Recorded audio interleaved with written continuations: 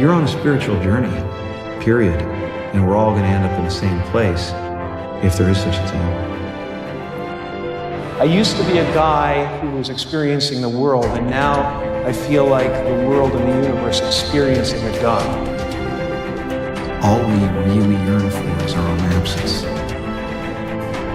I don't want anything. That's the craziest thing, and it's the weirdest thing to say, where I have no ambition. Somewhere in the middle of absolute confusion, absolute disappointment, the fruition of all of my dreams, standing there with everything anybody else had ever dreamed about having, and being unhappy.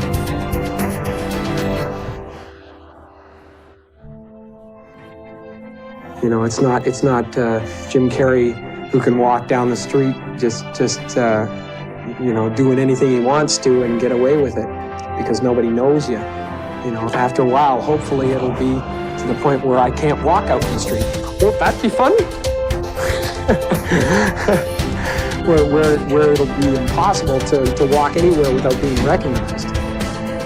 You're supposed to say, you know, we're important. You're supposed to say, it's all going to be all right. You're supposed to say, whatever you dream can come true. So I do believe in manifestation and the power of that kind of stuff, but I don't believe that any of it matters. All spirituality is about relieving suffering. You know, everything is divine. There's no thing that isn't divine. Everything is divine, and I'm that.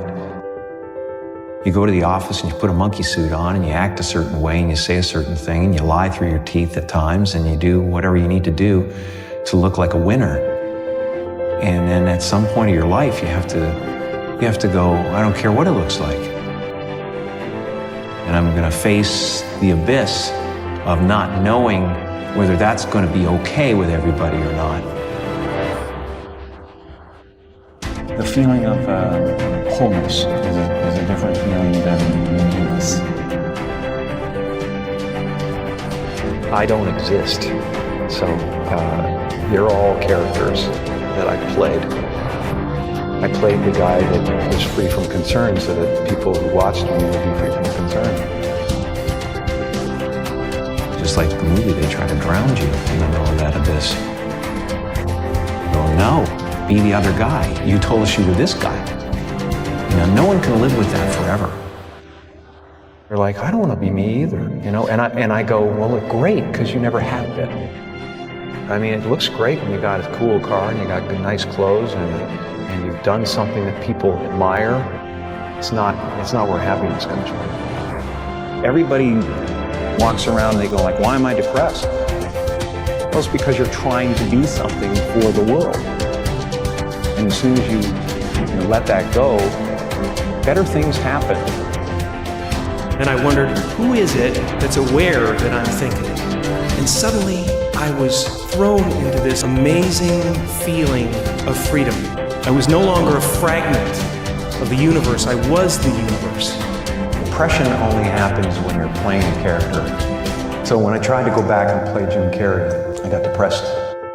You're going to have to either let that creation go and take a chance on being loved or hated, or you're going to have to kill who you really are and fall into your grave grasping onto a character that you never were.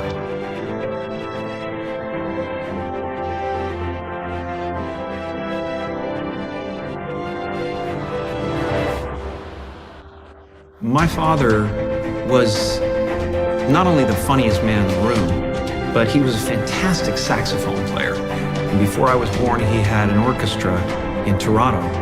But, you know, in order to be something special, you had to leave Canada and come down to the States and prove yourself in the States. He was a little bit afraid of that transition, and also he had a family to take care of, so he became an accountant.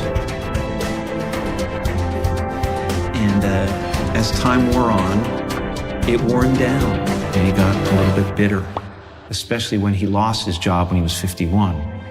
That really broke him.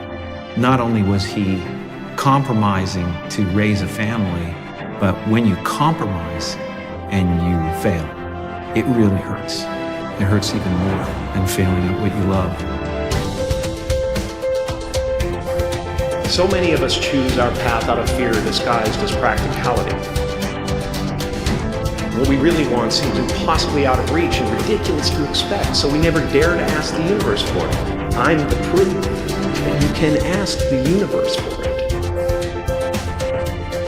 I would visualize things coming to me that I wanted or whatever. At that time, all it really was for me was making me feel better. I would drive home and think, well, I do have these things, and they're out there. I just don't have a hold of them yet, but they're out there. But it's important, especially for me, I would never show up anywhere if I didn't understand that everyone was broken in some way. Because ultimately, we're not the avatars we create. We are the light that shines through. The happy place is realizing that you're everything and that there's no real you involved in the first place. I have sadness, joy, elation, gratitude beyond belief, but all of it is what spins around the planet. It doesn't sit on me long enough to kill me. How will you serve the world? What do they need that your talent can provide? That's all you have to figure out. As someone who's done what you're about to go and do, I can tell you from experience, the effect you have on others is the most valuable currency there is.